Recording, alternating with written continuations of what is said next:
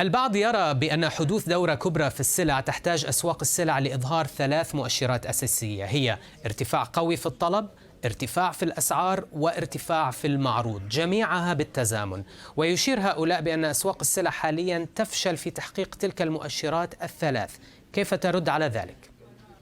I find surging supply a difficult argument because the 70s was underinvestment across the entire space. The 2000s, underinvestment across the entire space. And today, underinvestment across the entire space. So I don't buy into the surging supply. Let's go to the question about surging demand. Yes, you had surging demand in 1968 with LBJ's Great Society, but throughout the 70s, it started to taper off. By the way, for many of your listeners, I like to remind people the first attempt at an OPEC oil embargo occurred in 1967. There wasn't enough demand to make it work. It didn't work until 73 after 5 years of LBJ's Great Society. What about the 2000s? It was China's admission to the WTO. What about the current environment? I like to point out COVID was a crisis of inequalities, and it forced governments around the world to focus on the disadvantaged groups. And as a result, we saw stimulus directed at lower income houses, and lower income households consume far more commodities than higher income ones. And as a result, we saw a big surge in demand. And a lot of people will say to me, well, this all disappeared with COVID.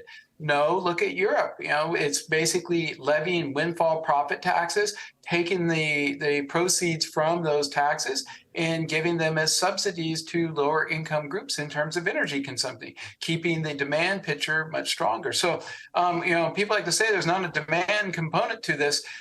Yes, there is. And when we think about metals, think about all that EV demand. That's going to be your big CapEx boom. Like what we think about, what was China? China was a metals demand boom to go construct all those cities.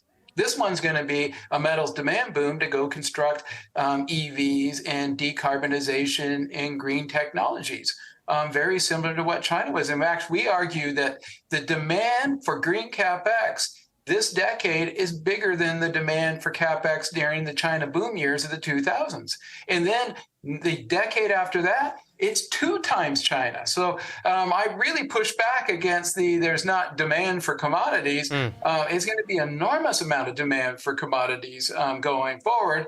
And your other point about surging prices, let's look at what prices have done over the course of the last 2 years since we've been calling for a commodity super cycle. Oil is up roughly about 2x, and metals are up always 2x. Again, let's go back. Returns from commodities in 2021 for 42%, and in 2022 they were 26%. Those are big numbers.